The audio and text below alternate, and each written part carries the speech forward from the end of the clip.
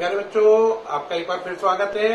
अपना टॉपिक चल रहा था इमल्शन को कैसे पहचाने कि वो ऑयल इन वाटर है या वाटर इन ऑयल है। मैंने आपको बताया था इसके लिए कितने टेस्ट हैं, 2 टेस्ट हैं। एक तो था डाई टेस्ट और एक कौन सा है, डाइल्यूशन टेस्ट। डाई टेस्ट और डाइल्यूशन टेस्ट। डाई टेस्ट मैंने अभी आपको बता दिया था। अब बात आती है डाइल्यूशन टेस्ट की। बेटा डाइल्यूशन टेस्ट में क्या करते हैं, आप दिए गए इमल्शन में पानी ऐड करते हैं।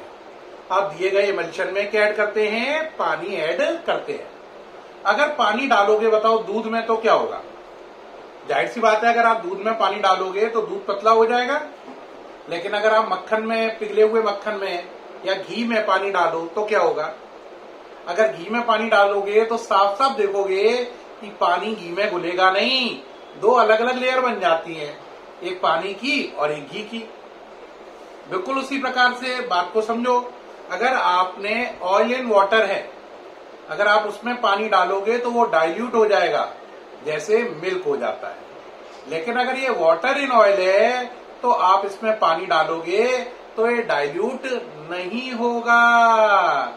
तो ये डाइल्यूट नहीं होगा।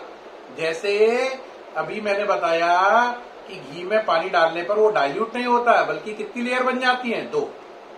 तो पूरी बात क्लियर हुई। अगर आपका ऑयल इन वाटर है तो पानी डालने पर वो डाइल्यूट हो जाएगा। लेकिन अगर वो दूसरा वाला है, वाटर इन ऑयल है, तो वो डाइल्यूट नहीं हो जाएगा, बल्कि 2 सेपरेट लेयर बन जाएंगी। तो अगर डाइल्यूट हो तो ऑयल इन वाटर, और डाइल्यूट ना हो, 2 लेयर बने, तो वाटर इन ऑयल इमल्शन माना जाएगा। उम्मीद है आपको ये पूरा समझ में आ गया होगा। अब नेक्स्ट अपन पे टॉपिक है बेटा, कुछ इंपॉर्टेंट टर्म है जिनको अपन को डिस्कस करना है। अब आप कहोगे सर वो इंपॉर्टेंट टर्म कौन कौन से हैं जो हमें डिस्कस करने हैं, है ना। तो पहला है इसमें पर्पल ऑफ कसिस। पर्पल ऑफ कसिस, ये लिखा कैसियस है लेकिन पढ़ते कसिस है, कसिस। हाँ, पर्पल ऑफ कसिस क्या है, गोल्ड का colloidal solution purple of Cassius कहलाता है। The colloidal solution of gold is called purple of Cassius. अब इसके बाद आता है नेक्स्ट आर्जिरॉल। क्या आता है, आर्जिरॉल। आर्जिरॉल ये कोलाइडल सॉल्यूशन होता है सिल्वर का। किसका, colloidal solution of silver is called आर्जिरॉल।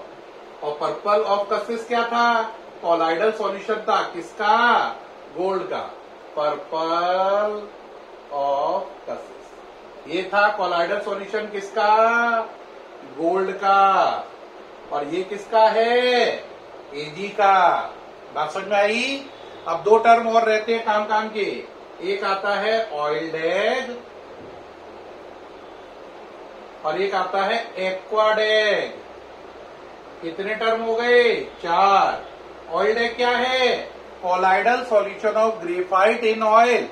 दोबारा बोलो, colloidal solution of graphite in oil is called oiled egg. क्या ग्रेफाइट हमने देखा है, हाँ, पेंसिल की जो नुक होती है वो क्या होती है, ग्रेफाइट।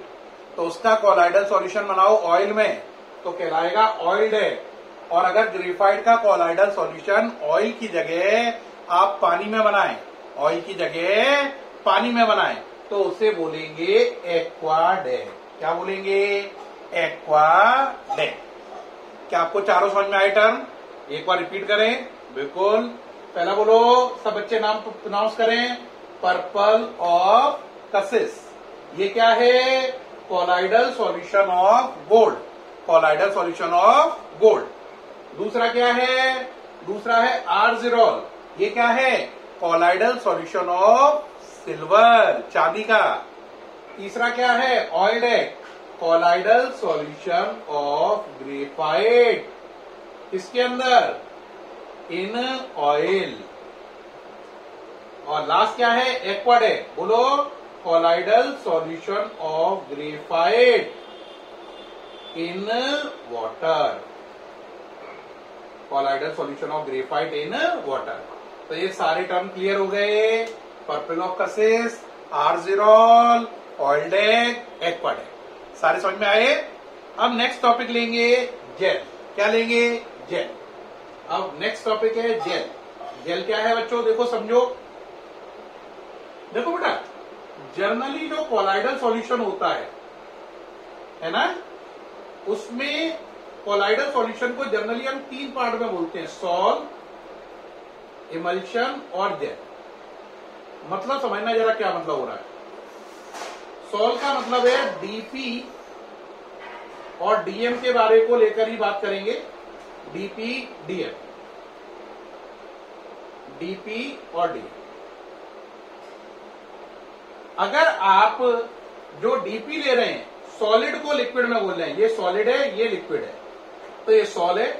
अगर ये भी लिक्विड है, ये भी लिक्विड है, तो ये इमल्शन है, अभी मैंने बताया था। लेकिन अगर उल्टा हो, जो चीज है लिक्विड को किसमें बोला जाए? सॉलिड में, तो ये जेल है। देखो जनरली क्या होता है, सॉलिड लिक्विड में बोलते हैं, लेकिन जेल में क्या होता है, सॉलिड लिक्विड में नहीं बोल रहा, लिक्विड सॉलिड में बोल रहा है। तो जेल क्या है? जेल क्या है? ऐसा कोलाइडल सॉल्यूशन जिसमें डीपी जो है वो लिक्विड है और जो डीएम है वो क्या है? सॉलिड। इंग्लिश में कन्वर्ट कर दो डेफिनेशन के लिए, it is a special kind of colloidal solution, या it is a kind of colloidal solution in which DP is liquid and DM is solid. समझ में आया? इमल्शन में क्या था? डीपी और डीएम दोनों ही लिक्विड थे। इसमें जो घोल रहे हैं वो लिक्विड है, जिसमें घोल रहे हैं वो सॉलिड है। जबकि सॉल में इससे उल्टा होता है, और जनरली हम सॉल को ही सारा समझ लेते हैं। अब देखो, जो जेल हैं वो 2 टाइप के हैं। कितने टाइप के हैं? 2। अब जेल के 2 टाइप कौन कौन से हैं? जेल के 2 टाइप है, इलास्टिक और नॉन इलास्टिक। कौन कौन से बच्चों बोलो? इलास्टिक जेल और नॉन इलास्टिक जेल। जो इलास्टिक जेल होता है उसमें प्रॉपर्टी होती है इलास्टिसिटी की। किसकी प्रॉपर्टी होती है? इलास्टिसिटी की, यानी रबड़ वाला कैरेक्टर होता है। ऐसे ऐसे ऐसे दबाओ, दब जाएगा, ठीक हो जाएगा, दब जाएगा, ठीक हो जाएगा। तो इलास्टिक जेल में इलास्टिसिटी का कैरेक्टर है और नॉन इलास्टिक में नहीं है। इलास्टिक जेल के एग्जाम्पल हैं स्टार्च और जेलेटिन। नॉन इलास्टिक जेल का एग्जाम्पल है सिलिका जेल। सिलिका जेल देखा है या नहीं? बिल्कुल देखा होगा। सिलिका जेल आपने कहाँ देखा है? सिलिका जेल आपने देखा है प्यारे बच्चों, जैसे मिल्टन की केतली लो, तो उसको जब खोलो पहली बार तो उसके अंदर एक व्हाइट कलर की पुड़िया निकलती है। उस पुड़िया को खोलना तो उसमें गोल गोल से ब्राउन कलर के, ब्लैक कलर के दाने निकलते हैं। वो जो ब्राउन ब्लैक कलर के दाने होते हैं वो ही सिलिका जेल होते हैं, और उनका काम होता है मॉइस्चर को एब्जॉर्ब करना। अगर वो मॉइस्चर को एब्जॉर्ब नहीं करेंगे तो जो मिल्टन का फ्लास्क है, केतली है, वो मॉइस्चर के इफेक्ट से खराब हो जाएगी और उसके अंदर वाले कांच पर स्पॉट आ जाएगी। तो उसके अंदर सिलिका जेल एक व्हाइट कलर की उसमें बंद करके रख दी जाती है पाउच में, और वो मॉइस्चर एब्जॉर्ब करती रहती है, जिससे मिल्टन की केतली पर कोई स्पॉट नहीं आता अंदर की तरफ। क्लियर हुआ? तो जेल क्या है? ऐसा कोलाइडल सॉल्यूशन जिसमें डीपी लिक्विड है, डीएम सॉलिड है। कितने टाइप का है? 2, इलास्टिक और नॉन इलास्टिक। इलास्टिक करेक्टर है? नहीं है। एग्जाम्पल ये दोनों है, एग्जाम्पल ये है। क्या पूरा टॉपिक क्लियर हुआ? इसके साथ ही आपका टॉपिक खत्म हो गया जेल। आज का वीडियो कैसा लगा बच्चों? जरूर बताना। अगर अच्छा लगा हो तो प्लीज कॉम्प्लीमेंट करें, मनोबल बढ़ाएं। कोई दिक्कत आई हो तो निश्चित रूप से व्हाट्सएप पे अपना क्वेश्चन डाल के पूछें, और कोई सुझाव देना हो तो आपका बहुत बहुत स्वागत है। सभी बच्चे पढ़ाई ध्यान से करें। पेरेंट्स से हमें सुनने में मिल रहा है, कुछ पेरेंट्स के कॉल आ रहे हैं कि साहब बच्चा ना फोन लेकर चला तो जाता है, लेकिन जाने के बाद पढ़ता नहीं है, अपना पबजी खेलता है, ये करता है, वो करता है, बस मोबाइल ले लेता है और हम उसे टोक भी नहीं पाते हैं।